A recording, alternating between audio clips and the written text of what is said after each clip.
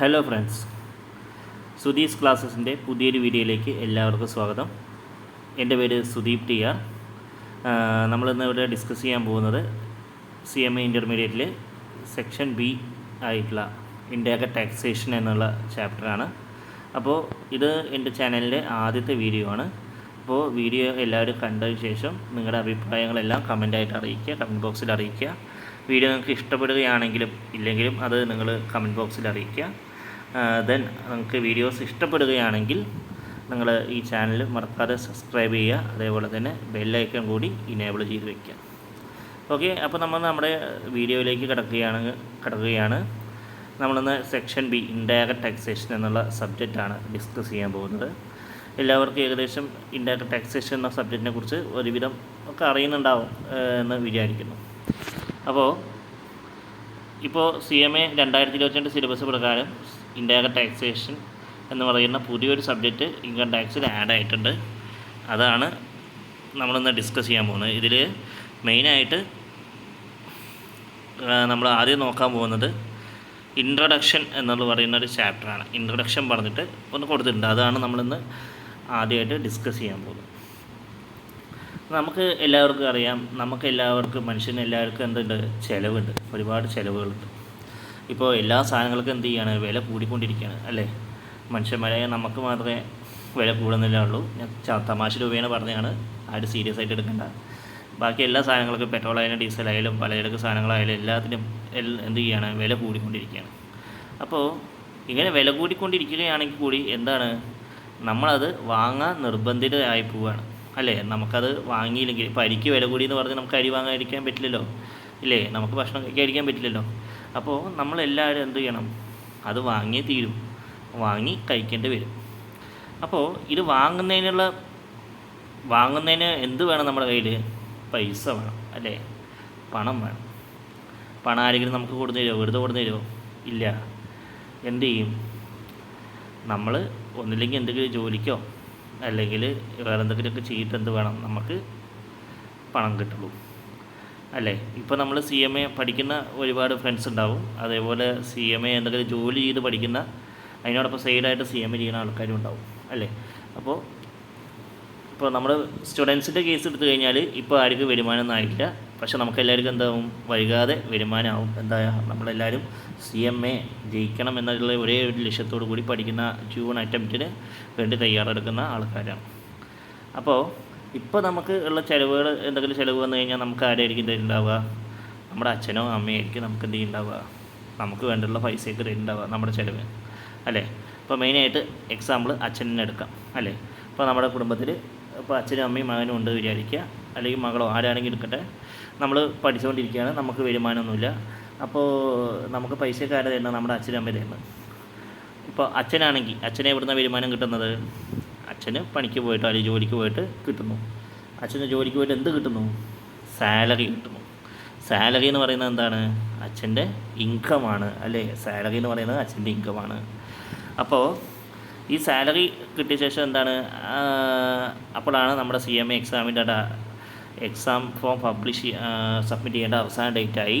അപ്പോൾ നമ്മുടെ അച്ഛനോട് പോയി പറയുന്നത് എന്ത് പറയുന്നത്, CMA എക്സാമിൻ്റെ എക്സാം ഫോം സബ്മിറ്റ് ചെയ്യാനുള്ള ലാസ്റ്റ് ഡേറ്റായി, എനിക്ക് 1200 രൂപ വേണം പറയുന്നു. അച്ഛൻ തരുന്നു. ദെൻ അപ്പോൾ അമ്മ വന്നിട്ട് അമ്മ പരാതി പറയുന്നു, വീട്ടിലെ അടുക്കളയിൽ അരി കഴിഞ്ഞു, സാധനങ്ങളൊന്നുമില്ല, മല്ലിപ്പൊടി മുളക് പൊടിയൊക്കെ കഴിഞ്ഞു, സാധനങ്ങളൊക്കെ വാങ്ങണം പറഞ്ഞാൽ അമ്മ വന്ന് പറയുന്നു. അപ്പോൾ അത് വാങ്ങണു. അപ്പോൾ അതിനുള്ള പൈസ എന്ത് ചെയ്യുന്നു, അച്ഛൻ്റെ ശമ്പളത്തിൽ നിന്ന് എടുത്ത് കൊടുക്കുന്നു. അപ്പോഴേക്കും അടുത്തത് കറണ്ട് ബില്ല് വരുന്നു, വാട്ടർ ബില്ല് വരുന്നു, അങ്ങനെ വരുന്നു, ഓരോ ചിലവുകളായിട്ട് ഇങ്ങനെ വരുന്നു. അച്ഛൻ അതൊക്കെ കൊടുത്ത് എന്ത് ചെയ്യുന്നു, ചിലവുകളൊക്കെ മീറ്റ് ചെയ്യുന്നു അല്ലേ. അച്ഛന് ഇൻകമായിട്ട് എന്ത് കിട്ടി, സാലറി കിട്ടി. സാലറി കിട്ടിയതേ അറിഞ്ഞുള്ളൂ, ബാക്കി അത് സാലറി ചിലവായതൊന്നും എന്തില്ല, അറിഞ്ഞില്ല എന്ന് പറയുന്ന പോലെയാണ്. അപ്പോൾ നമുക്ക് എല്ലാവർക്കും, ഞാൻ അൾട്ടിമേറ്റ്ലി പറഞ്ഞത് ഇത്രയേ ഉള്ളൂ, നമുക്കൊക്കെ എന്ത് വേണം, നമുക്ക് എല്ലാവർക്കും ചിലവുണ്ട്. ചിലവ് ചെയ്യാൻ എന്ത് വേണം, നമ്മുടെ കയ്യിൽ വരുമാനം വേണം എന്നാണ് പറയുന്നത്. അതേപോലെ തന്നെ ഇവിടെ ഇൻഡയറക്റ്റ് ടാക്സേഷനിൽ ഇൻട്രൊഡക്ഷനിൽ പറയുന്നത് എന്താണെന്ന് വെച്ച് കഴിഞ്ഞാൽ, ഒരു പാരഗ്രാഫ്, വലിയ പാരഗ്രാഫായിട്ട് കൊടുത്തിട്ടുണ്ട്. നമുക്കത് അത്രയൊന്നും ആവശ്യമില്ല, നമുക്കത് എന്താണെന്ന് പറഞ്ഞുതരാം. അത് മനസ്സിലാവാൻ വേണ്ടിയിട്ടാണ് നിങ്ങൾക്ക് ഈ ഒരു ചെറിയ എക്സാമ്പിൾ പറഞ്ഞത്. അതായത് നമ്മുടെ ഗവൺമെൻറ്റിന് എന്ത് വേണം, വരുമാനം വേണം, അല്ലേ? ഗവൺമെൻറ്റിനും ഇതേപോലെ ഗവൺമെൻറ്റിൻ്റെ ആവശ്യങ്ങൾക്ക് ചിലവാക്കാൻ എന്ത് വേണം? വരുമാനം വേണം. അപ്പോൾ വരുമാനം എന്ന് പറയുന്നത് എന്താണ്? ഗവൺമെൻറ്റിന് ആ വരുമാനത്തെ, നമുക്ക് അച്ഛനും കിട്ടുന്ന വരുമാനം എന്ന് പറഞ്ഞ് സാലറി എന്ന് പറഞ്ഞു, അതേപോലെ ഗവൺമെൻറ്റിന് കിട്ടുന്ന സാലറി എന്താ? ഗവൺമെൻറ്റിന് കിട്ടുന്ന ഇൻകം എന്താ? അതാണ് ടാക്സ് എന്ന് പറയുന്നത്, അല്ലേ? ഗവൺമെൻറ്റിന് അച്ഛന് കിട്ടുന്ന വരുമാനത്തെ സാലറി എന്ന് പറയുന്ന പോലെ ഗവൺമെൻറ്റിന് കിട്ടുന്ന ഇൻകത്തെ എന്ത് പറയുന്നു? ടാക്സ് എന്ന് പറയുന്നു. ഗവൺമെൻറ് എന്ത് ചെയ്യുന്നു? നമ്മുടെ കയ്യിൽ നിന്ന് ടാക്സ് കളക്ട് ചെയ്യുന്നു. പലതരത്തിലുള്ള ടാക്സുകളായിട്ട് നമ്മുടെ കയ്യിൽ നിന്ന് കളക്ട് ചെയ്യുന്നു, അല്ലേ? കളക്ട് ചെയ്യുക മാത്രമാണോ ഗവൺമെൻറ് ചെയ്യുന്നത്? അല്ല. എന്ത് ചെയ്യുന്നു? ഈ കളക്ട് ചെയ്യുന്ന ഈ ടാക്സൊക്കെ എങ്ങനെ ഡിസ്ട്രിബ്യൂട്ട് ചെയ്യുന്നു? സൊസൈറ്റിയുടെ വെൽഫെയറിന് വേണ്ടിയിട്ട് ഗവൺമെൻറ് ഡിസ്ട്രിബ്യൂട്ട് ചെയ്യുന്നു. എന്ന് വെച്ചാൽ എന്താ? ഇപ്പോൾ റോഡ് കേട് വന്നു, റോഡ് നേരാക്കണം, അല്ലേ? നല്ല നല്ല റോഡുകൾ വേണം. യാത്രകൾ ചെയ്യണമെങ്കിൽ നല്ല നല്ല റോഡുകൾ വേണം, അല്ലേ? അതേപോലെ പാലങ്ങൾ വേണം, റെയിൽവേ സംവിധാനങ്ങൾ ഉണ്ടാവണം, അതേപോലെ എല്ലാം എന്ത് ചെയ്യണം? നല്ല നല്ല ഇൻഡസ്ട്രീസ് വരണം. ഇതിനൊക്കെ എന്ത് വേണം? പണം മുടക്കണം. അപ്പോൾ ഇതൊക്കെ എന്തിനു വേണ്ടിയിട്ടാണ്? നമ്മുടെ ജനങ്ങളുടെ വെൽഫെയറിന് വേണ്ടിയിട്ടാണ്. അപ്പോൾ ഗവൺമെൻറ്റിന് ഇൻകമായി കിട്ടുന്ന ടാക്സിനെ ഗവൺമെൻറ് എന്ത് ചെയ്യുന്നു? അത് ഇതേപോലെയുള്ള ഇൻഫ്രാസ്ട്രക്ചർ ഡെവലപ്മെൻറ്റിന് വേണ്ടിയിട്ടോ മറ്റുമായിട്ട് എന്ത് ചെയ്യുന്നു? ഗവൺമെൻറ് ഉപയോഗിക്കുന്നു എന്നാണ് പറയുന്നത്. അപ്പോൾ ഗവൺമെൻറ്റിൻ്റെ ഇൻകമാണ് എന്ത് പറയുന്നത്? ടാക്സ് എന്ന് പറയുന്നത്. ഇതാണ് ആദ്യത്തെ ആ പാരഗ്രാഫിൽ പറഞ്ഞിട്ടുള്ളത്. ഓക്കെ, ദെൻ നമ്മൾ basic reasons to impose taxation എന്ന് പറഞ്ഞ് 3 പോയിൻ്റ് പറയുന്നുണ്ട്. അതിൽ ഫസ്റ്റ് പോയിൻ്റ് എന്ന് പറയുന്നതാണ് to provide basic facilities for every citizens of the country. എന്ന് പറഞ്ഞാൽ എന്താ? ഇപ്പം നേരത്തെ പറഞ്ഞ കാര്യം തന്നെ. നമ്മുടെ സൊസൈറ്റിയിൽ ജീവിക്കുന്ന എല്ലാ ജനങ്ങൾക്കും എന്ത് വേണം? ഇതേപോലെ അവരുടെ വെൽഫെയറിന് വേണ്ടിയിട്ട് എന്തെങ്കിലുമൊക്കെ ഗവൺമെൻറ് ചെയ്യണമെന്നുണ്ട്. ഹെൽത്ത് കെയർ ആയിക്കോട്ടെ, അല്ലെങ്കിൽ ഇലക്ട്രിസിറ്റി ആയിക്കോട്ടെ, എഡ്യൂക്കേഷൻ സിസ്റ്റം ആയിക്കോട്ടെ, എന്തായിക്കോട്ടെ. അപ്പോൾ ഗവൺമെൻറ് എന്ത് ചെയ്യുന്നു? ഈ ഗവൺമെൻറ്റിന് കിട്ടുന്ന ടാക്സിനെ എന്തായിട്ട് ചെയ്യുന്നു? അത് സൊസൈറ്റിയുടെ വെൽഫെയറിന് വേണ്ടി യൂസ് ചെയ്യുന്നു എന്നാണ് പറയുന്നത്. ഓക്കെ, ശ്രദ്ധിക്കുക. നമ്മളിവിടെ പഠിക്കാൻ പോകുന്ന 3 പോയിൻ്റ് എന്ന് പറയുന്നത് എന്താണ്? എന്തുകൊണ്ടാണ് ടാക്സ് ഗവൺമെൻറ് നമ്മുടെ മേൽ അടിച്ചേൽപ്പിക്കുന്നത്, അല്ലെങ്കിൽ എന്തിനാണ് ഗവൺമെൻറ് ടാക്സ് കളക്ട് ചെയ്യുന്നത് എന്നുള്ളതിൻ്റെ ഉത്തരമാണ് ഇപ്പോൾ 3 പോയിൻ്റായിട്ട് നമ്മൾ പഠിക്കാൻ പോകുന്നത്. അതിൽ ഒന്നാമത്തെ പോയിൻ്റ് പറഞ്ഞാൽ to provide basic facilities for every citizen of the country എന്നുള്ളതാണ്. എന്ന് പറഞ്ഞാൽ എന്താണ്? ഗവൺമെൻറ് എല്ലാ ഇന്ത്യൻ സിറ്റിസൺസിനും എന്ത് വേണ്ടിയിട്ട്? അവരുടെയൊക്കെ വെൽഫെയറിന് വേണ്ടിയിട്ട്, അല്ലെങ്കിൽ അവർക്ക് വേണ്ട ഫെസിലിറ്റീസ് കൊടുക്കുന്നതിന് വേണ്ടിയിട്ട് ആണ് എന്ത് ചെയ്യുന്നത്? ടാക്സ് കളക്ട് ചെയ്യുന്നത് എന്നാണ് പറയുന്നത്, ഒന്നാമത്തെ പോയിൻ്റ്. രണ്ടാമത്തെ പോയിൻ്റ് എന്താ? ടു ഫിനാൻസ് മൾട്ടിപ്പിൾ ഗവൺമെൻറ്റ്സ് എന്ന് പറഞ്ഞാൽ എന്താ? ഇപ്പം ഗവൺമെൻറ് എന്ന് പറഞ്ഞാൽ എന്താണ്? അതിനെ സ്പ്ലിറ്റ് ചെയ്ത് എന്താ? ലോക്കൽ ഗവൺമെൻറ് ഉണ്ടാവും, മുനിസിപ്പാലിറ്റി ഉണ്ടാവും, പഞ്ചായത്തുകളുണ്ടാവും, ബ്ലോക്ക് പഞ്ചായത്ത് ഉണ്ടാവും, ഒക്കെ ഇല്ലേ? അപ്പോൾ ഇവർക്കൊക്കെ എന്ത് വേണം? ഇവർക്ക് എന്ത് ചെയ്യണം? ഇവർക്കും ഇപ്പോൾ ഒരു വില്ലേജ് ആയാലും അല്ലെങ്കിൽ ഒരു പഞ്ചായത്താണെങ്കിൽ ആ പഞ്ചായത്തിലെ ജനങ്ങൾക്ക് വേണ്ടിയിട്ടുള്ള വെൽഫെയറിന് വേണ്ടിയിട്ടുള്ള കാര്യങ്ങളൊക്കെ ചെയ്യണമെന്നുണ്ടെങ്കിൽ എന്ത് ചെയ്യണം? ഈ പഞ്ചായത്തിൻ്റെ അടുത്ത് എന്ത് വേണം? ഫണ്ട് വേണം, അല്ലേ? അതേപോലെ പഞ്ചായത്തിൽ വർക്ക് ചെയ്യുന്നപ്പോൾ ഗവൺമെൻറ് എംപ്ലോയീസ് ഉണ്ടാവും. അവർക്കൊക്കെ സാലറി കൊടുക്കണമെങ്കിൽ എന്ത് വേണം? ഫണ്ട് വേണം. അപ്പോൾ ഇതൊക്കെ എവിടെ നിന്നാണ് കൊടുക്കുന്നത്? ഇതേപോലെ നമ്മുടെ കയ്യിൽ നിന്ന് കളക്ട് ചെയ്യുന്ന ടാക്സിൽ നിന്നാണ് കൊടുക്കുന്നത്. അപ്പോൾ അതിന് വേണ്ടിയിട്ട് കൂടിയാണ് എന്ത് ചെയ്യുന്നത്? ടാക്സ് കളക്ട് ചെയ്യുന്നു എന്നുള്ളതാണ് രണ്ടാമത്തെ പോയിൻ്റ് പറയാം. To finance multiple government. ഈ ലോക്കൽ ബോഡി, ലോക്കൽ പഞ്ചായത്തുകൾ, വില്ലേജ് പഞ്ചായത്തുകൾ, ഇവർക്കൊക്കെ വേണ്ടിയിട്ടുള്ള ഫണ്ട് കൊടുക്കുന്നതിന് വേണ്ടിയിട്ട് കൂടിയാണ് എന്ത് ചെയ്യുന്നത്? നമ്മൾ ടാക്സ് ഇമ്പോസ് ചെയ്യുന്നതെന്നാണ് പറയുന്നത്. മൂന്നാമതെന്ന് പറയുന്നത് protection of the life. Tax payers, അതായത് ടാക്സ് അടയ്ക്കുന്ന ആൾക്കാരുടെ ലൈഫിനെ പ്രൊട്ടക്റ്റ് ചെയ്യാൻ വേണ്ടിയിട്ട് കൂടിയാണ് എന്ത് ചെയ്യുന്നത്? ഇത് ടാക്സ് നമ്മൾ എന്ത് ചെയ്യുന്നത്? ഗവൺമെൻറ് നമ്മുടെ കയ്യിൽ നിന്ന് ഈടാക്കുന്നത് എന്നാണ് പറയുന്നത്. ഇപ്പോൾ ഒരുപാട് പൈസ ഒരാളുടെ കയ്യിൽ കൊണ്ടിരിക്കുകയാണെങ്കിൽ എന്ത് സംഭവിക്കും? അവിടെ ചിലപ്പോൾ ഈ ധനികർ അതേപോലെ റിച്ച് ആൻഡ് പുവർ എന്നുള്ള ആ ഡിഫറൻസ് വളർന്നു വരും. അപ്പോൾ അതൊന്നും ഇല്ലാതാക്കാൻ വേണ്ടിയിട്ട് നമ്മുടെ ടാക്സ് പേയേഴ്സിൻ്റെ അല്ലെങ്കിൽ ജനങ്ങളുടെ ലൈഫിനെ പ്രൊട്ടക്റ്റ് ചെയ്യാൻ വേണ്ടിയിട്ട് കൂടിയാണ് എന്ത് ചെയ്യുന്നത്? ടാക്സേഷൻ കൊണ്ടുവന്നിരിക്കുന്നത്, അല്ലെങ്കിൽ ടാക്സ് കളക്ട് ചെയ്യുന്നതെന്നാണ് പറയുന്നത്. അപ്പോൾ 3 പോയിൻറ്റ്സ് എന്തൊക്കെയാണ്? 3 പോയിൻറ്റ്സ് നമ്മൾ ഡിസ്കസ് ചെയ്ത് കഴിഞ്ഞു. First point, to provide basic facilities for every citizens of the country. രണ്ടാമത്, ടു ഫിനാൻസ് മൾട്ടിപ്പിൾ ഗവൺമെൻറ്. മൂന്നാമത് എന്താ? പ്രൊട്ടക്ഷൻ ഓഫ് ദി ലൈഫ് എന്നാണ്. ഇനി അടുത്തതായിട്ട് നമ്മൾ നോക്കുമ്പോൾ അഡ്മിനിസ്ട്രേഷൻ ഓഫ് ടാക്സ് ലോസ് എന്ന് പറയുന്ന ഒരു സെക്ഷനാണ്. അതിൽ ജസ്റ്റ് പറയുന്നത് നമ്മുടെ മിനിസ്ട്രി ഓഫ് ഫിനാൻസ് എന്ന് പറയുന്ന ഒരു ചാർട്ട് കൊടുത്തിട്ടുണ്ട്. ആ ചാർട്ട് തന്നെ നോക്കി കഴിഞ്ഞാൽ നമുക്കെല്ലാം മനസ്സിലാക്കാൻ പറ്റും.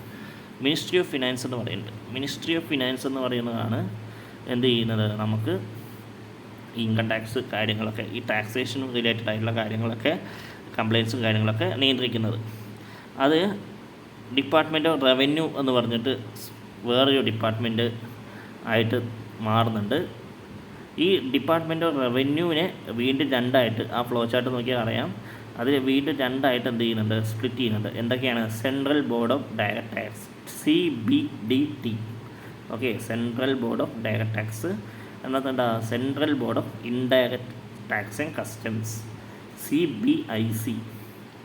അപ്പോൾ നമ്മുടെ മെയിനായിട്ട് എന്ത് ചെയ്യുന്നു? 2 റെക്കഗ്നൈസ്ഡ് ബോഡീസ് ഉണ്ട് ഇൻകം ടാക്സിൻ്റെ കേസിൽ. ഓക്കെ, ഇതിനെ എന്താ പറയുക? Administrative hierarchy of tax laws എന്നാണ് പറയുന്നത്. ഇപ്പോൾ മിനിസ്ട്രി ഓഫ് ഫിനാൻസിനെ നമ്മൾ ഡിപ്പാർട്ട്മെൻറ്റ് ഓഫ് റവന്യൂ ആയിട്ട് കൺവേർട്ട് ചെയ്തു. ദെൻ ആ ഡിപ്പാർട്ട്മെൻറ്റ് ഓഫ് റവന്യൂ എന്ന് പറയുന്നത് എന്താ? 2 കൺവേർട്ട് ചെയ്തിട്ട് വന്ന് സെൻട്രൽ ബോർഡ് ഓഫ് ഡയറക്റ്റ് ടാക്സും, അത് 2 പറയുന്നത് central board of indirect tax and customs എന്ന് പറയും. ഓക്കെ, അപ്പോൾ ഇവിടെ ഇൻഡയറക്റ്റ് ടാക്സേഷൻ്റെ ഏതിൻ്റെ അണ്ടറിലാണ് വരുന്നത്? Central board of indirect tax and customs എന്ന് പറയുന്ന CBIC എന്ന് പറയുന്ന ബോർഡിൻ്റെ അണ്ടറിലാണ് നമ്മൾ വരുന്നത്. ഓക്കെ, അതാണ് ഈ ഫ്ലോ ചാർട്ടിൽ പറയുന്നത്. മറ്റേതെന്താ? Central board of direct tax എന്ന് പറഞ്ഞാൽ എന്താ? ഡയറക്റ്റ് ടാക്സിൻ്റെ അണ്ടറിൽ വരുന്നത്. ഇൻകം ടാക്സ് ഒക്കെ എന്താണ്? അതിൻ്റെ അണ്ടറിലാണ്, ആ ബോഡിയുടെ അണ്ടറിലാണ് വരുന്നത്. ഓക്കെ, ദെൻ നമ്മൾ ഈ പേജും കൂടിയാണ് ഈ ഒരു വീഡിയോയിൽ ഡിസ്കസ് ചെയ്യാൻ ഉദ്ദേശിക്കുന്നത്. അപ്പോൾ നോക്കാം, ഇതിലെന്താ? Concept and features of indirect taxes എന്നാണ്. കൺസെപ്റ്റ് എന്താ? ഇൻഡയറക്റ്റ് ടാക്സ് എന്ന് പറയുന്ന കൺസെപ്റ്റ് എന്താ, അല്ലെങ്കിൽ അതിൻ്റെ ഫീച്ചേഴ്സ് എന്തൊക്കെയാണെന്നാണ് പറയുന്നത്. ഓക്കെ, പ്രത്യേകതകൾ എന്തൊക്കെയാണെന്ന് നോക്കും. First, tax on goods and services. എന്താണ് tax on goods and services? ഇവിടെ ഇൻകം ടാക്സിൻ്റെ കേസ് എടുത്തു കഴിഞ്ഞാൽ ഇൻകം ടാക്സ് ആർക്ക് മേലിലാണ്? വ്യക്തികളുടെ അല്ലെങ്കിൽ സ്ഥാപനങ്ങളുടെ എന്തിൻ്റെ ആയാലും അവരുടെ വരുമാനത്തിന് മുകളിലാണ് എന്ത് ചെയ്യുന്നത്? ടാക്സ് കളക്ട് ചെയ്യുന്നത്, ഇൻകത്തിന് മുകളിലാണ്. ദെൻ ഇവിടെ എന്താ ചെയ്യുന്നത്? ഇൻഡയറക്റ്റ് ടാക്സ് എന്ന് പറഞ്ഞു കഴിഞ്ഞാൽ ഇവിടെ എന്താണ്? സാധനങ്ങളുടെയോ സേവനങ്ങളുടെയോ മുകളിലാണ് എന്ത് ചെയ്യുന്നത്? ടാക്സ് കളക്ട് ചെയ്യുന്നതെന്നാണ് പറയുന്നത്. ഓക്കെ, മനുഷ്യന്മാരുടെ ഇൻകത്തിലല്ല, നേരെ മറിച്ച് ഡയറക്റ്റ് ടാക്സ് പോലെയല്ല. ഇൻഡയറക്റ്റ് ടാക്സ് പറഞ്ഞാൽ ടോട്ടലി ഡിഫറെൻ്റ് ആണ്. ഇവിടെ എന്താണ്? സാധനങ്ങൾക്കും സേവനങ്ങൾക്കും മുകളിലാണ് എന്ത് ചെയ്യുന്നത്? ടാക്സ് കളക്ട് ചെയ്യുന്നത് എന്നാണ് പറയുന്നത്. ഓക്കെ, ഇപ്പോൾ നമ്മൾ എന്ത് സാധനം വാങ്ങാൻ പോയി കഴിഞ്ഞാൽ എന്താണ്? GST, CGST, SGST ഇത്ര പെർസെൻറ്റേജ് കൊടുത്തിട്ടുണ്ടാവും ഇല്ലേ? ഈവൻ നമ്മളൊരു ഹോട്ടലിൽ പോയി ഫുഡ് കഴിക്കുകയാണെങ്കിൽ കൂടി, ഇപ്പോൾ നല്ല റെസ്റ്റോറൻ്റ് ആണെങ്കിൽ കൂടി അവിടെയൊക്കെ എല്ലാ റെസ്റ്റോറൻറ്റുകളിലൊക്കെ GST ബില്ല് കാര്യങ്ങളൊക്കെ വരുന്നുണ്ട്. ഓക്കെ, അപ്പോൾ ഒന്നാമത്തെ പോയിന്റിൽ പറഞ്ഞിരിക്കുന്നതേ ഉള്ളൂ, സാധനങ്ങൾക്കും സേവനങ്ങൾക്കും മുകളിലാണ് എന്ത് ചെയ്യുന്നത്? ഇൻഡയറക്റ്റ് ടാക്സ് കളക്ട് ചെയ്യുന്നത്. രണ്ടാമത് ബേർഡൻ എന്ന് പറഞ്ഞാൽ എന്താ? ടാക്സ് ബേർഡൻ ഇവിടെ ആയിരിക്കാണ്. അതായത് ടാക്സ് ബേർഡൻ പറഞ്ഞാൽ എന്താ? ഒരു ബാധ്യതയാണ് അല്ലേ? അപ്പോൾ ഇവിടെ ബാധ്യത ആർക്കാണെന്നാണ് ചോദിക്കുന്നത്. ആയിരിക്കും ബാധ്യത അല്ലേ? ഇപ്പോൾ ഞാൻ എക്സാമ്പിൾ പറയാം, അല്ലെങ്കിൽ ഞാനൊരു ചോദ്യം ചോദിക്കാം. ഇപ്പോൾ ഒരു കസ്റ്റമർ ഇപ്പോൾ അല്ലെങ്കിൽ ഒരു കടക്കാരൻ വിചാരിച്ചോ, അയാൾ ഒരു സാധനം വാങ്ങി തൻ്റെ കടയിൽ വെക്കണം. ഇപ്പോൾ എന്ത് സാധനമാവാം, എന്തോ ആയിക്കോട്ടെ, എന്തൊക്കെ ഐറ്റംസ് നിങ്ങളായിക്കോട്ടെ, എന്ത് ഐറ്റംസ് ആണെങ്കിലും ആ ഒരു ഐറ്റം കടയിൽ വാങ്ങിയിട്ട് വെക്കണം എന്ന് വിചാരിച്ചോ. ഈ സാധനം കടയിൽ വാങ്ങി വെക്കുന്നതിന് അയാൾക്കൊരു കോസ്റ്റ് ഉണ്ട് അല്ലേ? അയാൾക്കൊരു ചിലവുണ്ട്. അതിന് പുറമെ അയാൾ എന്ത് ചെയ്യുന്നുണ്ട്? ടാക്സ് കൊടുത്താണ് ആ സാധനം അവിടെ എന്ത് ചെയ്യുന്നത്? കടയിൽ വാങ്ങി വെക്കുന്നതെന്ന് വിചാരിച്ചോ. എങ്കിൽ ടാക്സ് ഈ കടക്കാരൻ എന്ത് ചെയ്യുന്നുണ്ട്? സാധനം വാങ്ങുകയും ചെയ്യേണ്ട, ആ സാധനത്തിൻ്റെ വില കൊടുത്താൽ സാധനം വാങ്ങണം. അതുകൂടാതെ എന്താണ്? ആവശ്യമില്ലാതെ ഇതിൻ്റെ ടാക്സ് അടയ്ക്കണം. ഇത് രണ്ടും കടക്കാരൻ തന്നെ ചെയ്യണമെന്ന് പറഞ്ഞു കഴിഞ്ഞാൽ നടക്കുമോ? ഇല്ല. കടക്കാരൻ എന്ത് ചെയ്യണം? കച്ചവടം ചെയ്യുന്നത് എന്തിനാ? ലാഭം ഉണ്ടാക്കാൻ വേണ്ടിയിട്ടാണ്. അതിൻ്റെ ഇടയിൽ കൂടെ ഈ എന്താ പറയുക, ടാക്സ് കൂടി കച്ചവടക്കാരൻ തന്നെ അടയ്ക്കണമെന്ന് പറഞ്ഞു കഴിഞ്ഞാൽ എന്ത് ചെയ്യില്ല? അത് കച്ചവടക്കാരൻ്റെ ലാഭത്തെ കുറയ്ക്കും. അപ്പോൾ കച്ചവടക്കാരൻ എന്ത് ചെയ്യും? അവൻ ബുദ്ധിപരമായിട്ട് ഈ ടാക്സ് ആരുടെ അടുത്ത് കളക്ട് ചെയ്യും? നമ്മൾ കസ്റ്റമേഴ്സിൻ്റെ കയ്യിൽ നിന്ന്, അയാളുടെ കടയിൽ പോയി സാധനം വാങ്ങുന്ന കസ്റ്റമേഴ്സിൻ്റെ കയ്യിൽ നിന്ന് തന്നെ ഈടാക്കുന്നു. ഓക്കെ, ചിലർ നമ്മൾ സാധാരണക്കാരെ ചില ആളുകൾക്കൊന്നും ഒന്നും അറിയില്ലാവില്ല. ചിലവർക്കൊക്കെ എന്താ ചെയ്യാം, ബില്ല് നോക്കിക്കഴിഞ്ഞാൽ തന്നെ അറിയാൻ പറ്റും. ഇപ്പോൾ എല്ലായിടത്തും കമ്പ്യൂട്ടറൈസ്ഡ് ബില്ലായതുകൊണ്ട് എല്ലായിടത്തും എന്താണ് GST ബില്ലുകൾ തന്നെയാണ് കൊടുക്കുന്നത്. അപ്പോൾ ഇവിടെ ടാക്സ് ബേർഡൻ എന്ന് പറയുന്ന ആർക്കാണ്? സെല്ലർക്കല്ല, നേരെ മറിച്ച് ബയ്യർക്കാണ്. അതായത് ആരാണോ സാധനങ്ങൾ വാങ്ങുന്നത് അവരിൽ നിന്ന് തന്നെ എന്ത് ചെയ്യുന്നു, ടാക്സ് കളക്ട് ചെയ്യുന്നു. അതായത് സെല്ലർ ബയ്യറിൻ്റെ കയ്യിൽ നിന്ന് ടാക്സ് വാങ്ങുന്നു, ടാക്സ് എന്ത് ചെയ്യുന്നു, ആ ടാക്സ് ഗവൺമെൻറ്റിലേക്ക് അടയ്ക്കുന്നു. അതാണ് പറയുന്നത്. അടുത്തത് ഇൻഫ്ലേഷണറി ഇൻ നേച്ചർ. മൂന്നാമത്തെ പോയിൻറ്റ് ഇൻഫ്ലേഷണറി ഇൻ നേച്ചർ എന്നുള്ളതാണ്. അപ്പോൾ ഇവിടെ ഇൻഫ്ലേഷൻ എന്ന് പറഞ്ഞാൽ എന്താ, സാധനങ്ങൾക്ക് വില കൂടുക എന്നുള്ളതാണ് ഉദ്ദേശിക്കുന്നത്. അപ്പോൾ ഈ ടാക്സ് കൂടി ഈ സാധനങ്ങളുടെ വിലയ്ക്ക് മുകളിൽ ടാക്സ് കൂടി ഈടാക്കുമ്പോൾ എന്ത് ചെയ്യും, സാധനങ്ങൾ ഇൻഫ്ലേഷൻ ഉണ്ടാവുമെന്നാണ് പറയുന്നത്. ഓക്കെ, ദെൻ നാലാമത്തെ പോയിൻറ്റ് സോഷ്യൽ വെൽഫെയർ. എന്താണ് സോഷ്യൽ വെൽഫെയർ എന്ന് പറഞ്ഞാൽ എന്താ? ഇപ്പോൾ ആൽക്കഹോളല്ല ഇപ്പോൾ സിഗരറ്റ്സ് കാര്യങ്ങളൊക്കെ ഉണ്ടാവും. അതേപോലെ നമ്മുടെ ഹെൽത്തിന് ദോഷകരമായിട്ട് ബാധിക്കുന്ന ഐറ്റംസ്, ഈ സാധനങ്ങൾക്കൊക്കെ ടാക്സ് ഈടാക്കി കഴിഞ്ഞാൽ എന്ത് സംഭവിക്കും, ഈ സാധനങ്ങളുടെയൊക്കെ വില കൂടും. അപ്പോൾ അങ്ങനെ വില കൂടുമ്പോൾ എന്ത് ചെയ്യില്ല, ഈ ഡെയിലി യൂസ് ചെയ്യുന്ന ഇതേപോലെ സിഗരറ്റ്സ് കാര്യങ്ങളൊക്കെ യൂസ് ചെയ്യുന്ന ആൾക്കാർ എന്ത് ചെയ്യില്ല, അത് വാങ്ങില്ല. അപ്പോൾ അങ്ങനെ വാങ്ങാതിരിക്കുമ്പോൾ എന്ത് ചെയ്യും, അത് ആ ഒരു ശീലം ചിലപ്പോൾ ഒരു പക്ഷേ, ഇത് ഗവൺമെൻറ്റിൻ്റെ തോട്ടാണ്, ആ ശീലം ഒരു പക്ഷേ എന്ത് ചെയ്യും, അവിടെ നിന്ന് ഇല്ലാതായി പോകും. ഓക്കെ, അപ്പോൾ അങ്ങനെ ഈ സാധനങ്ങൾക്ക് GST ഇതേപോലെ ഹാംഫുൾ ആയിട്ടുള്ള ഐറ്റംസിൻ്റെ മുകളിൽ GST കളക്ട് ചെയ്യുന്നതിലൂടെ എന്ത് ചെയ്യുന്നു, അവർക്ക് വില കൂടുന്നു. ആ വില കൂടുന്ന സമയത്ത് ആളുകൾ അത് വാങ്ങില്ല. അപ്പോൾ അതെന്താണ്, സോഷ്യൽ വെൽഫെയർ എന്നുള്ള ഒരു ടൂളാണ് എന്നാണ് പറയുന്നത്. ഓക്കെ, അങ്ങനെ വില കൂടിയാലും എന്താണ്, ദിവസം ഉപയോഗിക്കുന്നവനാണെങ്കിൽ അതെന്താ ഉപയോഗിക്കും. പക്ഷേ ഗവൺമെൻറ് എന്താ വിചാരിക്കുന്നത്, അത് അങ്ങനെ ചെയ്യില്ല എന്നാണ് ഉദ്ദേശിക്കുന്നത്. ചിലപ്പോൾ അത് ശരിയായിരിക്കാം അല്ലേ. ദെൻ അടുത്തത് നമുക്ക് നോക്കാം, വൈഡർ ടാക്സ് ബേസ് എന്നുള്ളതാണ് അടുത്ത പോയിൻ്റ് എന്ന് പറയുന്നത്. ഡയറക്റ്റ് ടാക്സ് പോലെയല്ല, ഇൻഡയറക്റ്റ് ടാക്സിന് എന്താണ്, വൈഡർ ആയിട്ടുള്ള ടാക്സ് ബേസ് ഉണ്ട് എന്നാണ് പറയുന്നത്. Okay, then regressive in nature എന്നുള്ളതാണ് അടുത്ത പോയിൻ്റ് എന്ന് പറയുന്നത്. റിഗ്രസീവ് ഇൻ നേച്ചർ എന്താണ്, ഇതിലെന്താ പറയുന്നത്, ഇവിടെ ഇൻകം ടാക്സ് എന്ന് പറഞ്ഞാൽ എന്താണ്, നമുക്കറിയാം ഓരോ വ്യക്തികൾക്കുള്ള വരുമാനത്തിന് മുകളിലാണ് ആ ടാക്സ് ചെലുത്തുന്നത്. ഇപ്പോൾ 10 ലക്ഷം രൂപ വരുമാനമുള്ള ഒരു വ്യക്തിയുടെ കയ്യിൽ നിന്ന് ഈടാക്കുന്ന ഇൻകം ടാക്സും നേരെ മറിച്ച് 3 ലക്ഷമോ 4 ലക്ഷം രൂപയോ വരുമാനമുള്ള ഒരു വ്യക്തിയുടെ കയ്യിൽ നിന്ന് വാങ്ങുന്ന ടാക്സും രണ്ടും എന്താ ടോട്ടലി ഡിഫറെൻ്റ് ആണ്. അവിടെ എന്താ ത്രഷോൾഡ് ലിമിറ്റ് കാര്യങ്ങളൊക്കെ നോക്കിയിട്ടാണ് എന്ത് ചെയ്യുന്നത്, ടാക്സ് കളക്ട് ചെയ്യുന്നത്. എന്നാൽ ഇവിടെ എന്താ, ഇവിടെ അങ്ങനെയല്ല. ഇവിടെ ഇപ്പോൾ പാവപ്പെട്ടവനോ അല്ലെങ്കിൽ പണക്കാരനോ എന്നുള്ള വ്യത്യാസമൊന്നുമില്ല. ആരാണോ സാധനങ്ങൾ വാങ്ങുന്നത് ആ സാധനത്തിന് എത്രയാണോ ടാക്സ് വരുന്നത് ആ ടാക്സ് എന്ത് ചെയ്യണം, കസ്റ്റമർ അവിടെ അടക്കിയിരിക്കണം. അപ്പോൾ ആ കൺസെപ്റ്റാണ് ഇവിടെ പറയുന്നത്. ഇവിടെ ടാക്സ് എന്ന് പറയുന്നത് എന്താണ്, എല്ലാവർക്കും ഒരേപോലെയാണെന്നാണ് പറയുന്നത്. റിച്ച് ആൻഡ് പൂർ എന്നുള്ള വ്യത്യാസം അവിടെ ഇല്ല എന്നാണ് റിഗ്രസീവ് ഇൻ നേച്ചർ എന്ന് പറയുന്ന ആ പോയിന്റിൽ പറയുന്നത്. അടുത്തത് നോ പിഞ്ച് എന്ന് പറഞ്ഞു കഴിഞ്ഞാൽ അവിടെ ഉദ്ദേശിക്കുന്നത് എന്താണ്, ഇവിടെ സെല്ലർക്ക് നമ്മൾ നേരത്തെ പറഞ്ഞ പോയിൻ്റാണ്. സെല്ലർ ഇവിടെ എന്തെങ്കിലും അറിയണോ, ഇല്ല. അവൻ സാധനങ്ങൾ തൻ്റെ കടയിൽ വാങ്ങി വയ്ക്കുന്നു. ആ സാധനങ്ങൾ എന്താ പറയുക, ടാക്സ് കൊടുത്താണ് വാങ്ങിക്കുന്നത്. ആ ടാക്സ് അതിൻ്റെ കയ്യിൽ നിന്ന് വാങ്ങുന്നു, തൻ്റെ കടയിൽ വരുന്ന കസ്റ്റമേഴ്സിൻ്റെ കയ്യിൽ നിന്ന് അയാൾ കളക്ട് ചെയ്യുന്നു. അപ്പോൾ എന്താണ്, ഇവിടെ എന്താണ്, സെല്ലർക്ക് യാതൊരു തരത്തിലുള്ള ബുദ്ധിമുട്ടും കാര്യങ്ങളൊന്നും വരുന്നില്ല എന്നാണ് പറയുന്നത്. കാരണം അവിടെ അൾട്ടിമേറ്റായിട്ട് ഫൈനലായിട്ട് ടാക്സ് പേ ചെയ്യുന്ന ആരാ, ബയ്യർ തന്നെയാണ്. ബയ്യർ സെല്ലറിന് ടാക്സ് കൊടുത്ത് ആ സാധനം വാങ്ങുന്നു. ആ ടാക്സ് ഗവൺമെൻറ്റിലേക്ക് ആരടയ്ക്കുന്നു, സെല്ലർ അടയ്ക്കുന്നു. അതാണ് ചെയ്യുന്നത്. അപ്പോൾ ഇത്രയാണ് നമ്മൾ ഈ ക്ലാസ്സിൽ ഡിസ്കസ് ചെയ്യാൻ ഉദ്ദേശിച്ചിരിക്കുന്നത്. അടുത്ത വീഡിയോയിൽ നമ്മൾ ഒന്നുകൂടി കൂടുതൽ ടോപ്പിക്ക് കവർ ചെയ്യാൻ ശ്രമിക്കുന്നതായിരിക്കും. അപ്പോൾ ഈ വീഡിയോ നിങ്ങൾക്ക് എല്ലാവർക്കും ഇഷ്ടപ്പെട്ടു എന്ന് വിചാരിക്കുന്നു. എന്തെങ്കിലും പോരായ്മകളോ കാര്യങ്ങളുണ്ടെങ്കിൽ ഈ വീഡിയോയിൽ തന്നെ കമൻറ്റ് ചെയ്യുക. അപ്പോൾ നമ്മൾ അടുത്ത വീഡിയോയിൽ അത് ഒന്നുകൂടി ബെറ്ററാക്കാൻ നോക്കാം. ഓക്കെ, അപ്പോൾ നെക്സ്റ്റ് വീഡിയോ ആയിട്ട് വരുന്നവരെ എല്ലാവർക്കും ബൈ, താങ്ക് യു.